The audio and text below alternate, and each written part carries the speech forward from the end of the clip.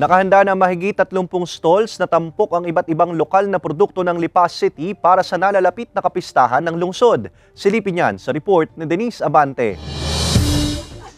Puspusa na ang naging paghahanda kaninang umaga ng nasa mahigit 30 restaurant owners at mga food entrepreneurs ng kanilang mga tent at stalls para sa Food Fair 2024 sa Plaza Independencia sa lungsod ng Lipa. Ayon sa Lipa City LGU, layon ng Food Fair na matulungan ang mga small business owners na makilala at kumita kaugnay ng nalalapit na kapistahan sa lungsod.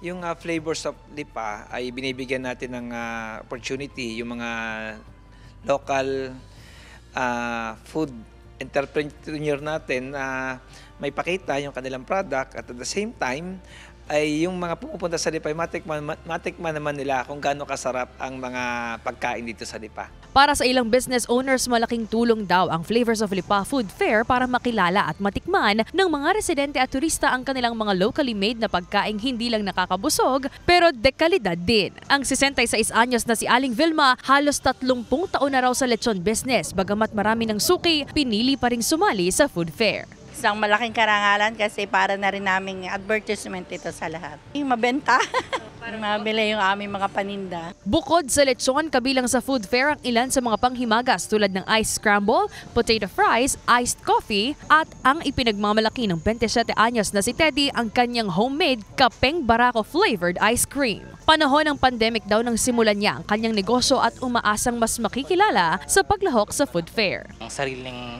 lokal na atin po.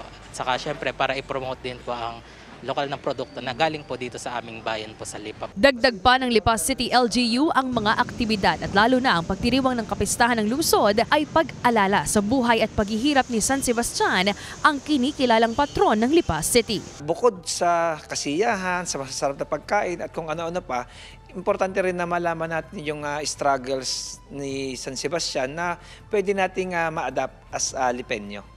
Alas 4 ng hapon kanina nang opisyal na buksan ang Flavors of Lipa Food Fair na dinaluhan ng ilang government officials at mga residente sa lungsod. Magtatagal ang food fair hanggang sa mismong kapistahan ng Lipa sa January 20, 2024. Kasama si J. R. Manjares, Denise Abante, Balitang Southern, Tagalog.